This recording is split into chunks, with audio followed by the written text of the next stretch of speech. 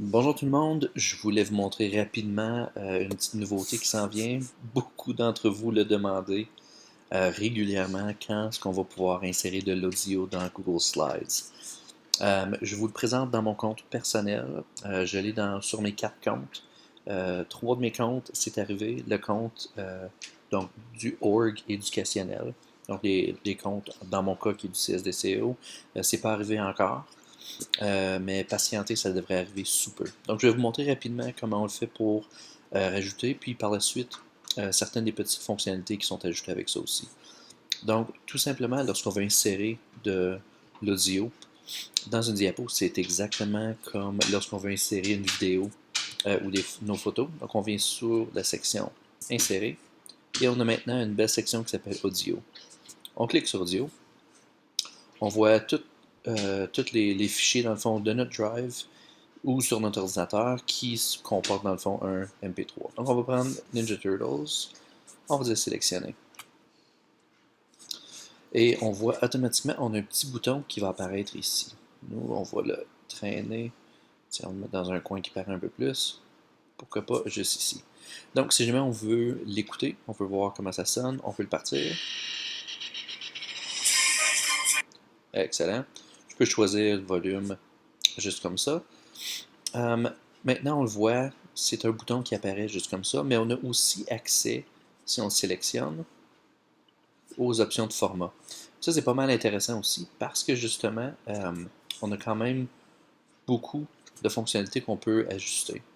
Le premier, c'est de choisir quand est-ce que je veux que cette trame sonore-là joue. Donc, soit sur un clic, donc pendant que je suis dans ma diapo, quand je clique, il va apparaître, ou sinon, automatiquement, lorsque j'arrive sur cette diapositive-là. Donc maintenant, on sait dans le passé, on avait certaines alternatives qui nous permettaient de partir une trame sonore au début, euh, au début d'une présentation, mais c'était cette même musique-là qui jouait tout au long de la même présentation. Maintenant, on peut le contrôler à même la diapo.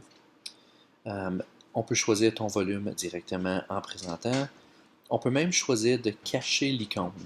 Donc, j'ai choisi de le faire jouer automatiquement. Cache l'icône quand je présente. Si jamais c'est une petite trame sonore de 15 secondes, puis j'aimerais ça qu'elle joue sans cesse, je peux dire loop, puis je peux même choisir d'arrêter sur le slide change ou, sinon, qu'elle continue pour le restant de la présentation. C'est extrêmement utile, extrêmement intéressant aussi.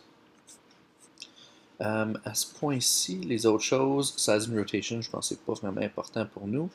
On peut changer le bouton si jamais on veut le garder là. Donc, on peut choisir des couleurs qui matchent un peu plus avec notre style, qui est une petite chose, mais c'est quand même intéressant. Puis, on peut toujours lui rajouter l'ombrage si jamais on veut lui donner une petite facette. Donc, on va le mettre en mode présentation, puis on va voir qu'est-ce que ça a l'air. Là, n'oubliez pas, on avait choisi de le faire jouer automatiquement. Donc, on va les présenter.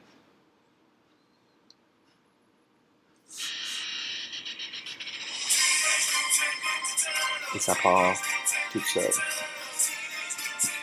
Excellent. C'est une excellente nouvelle.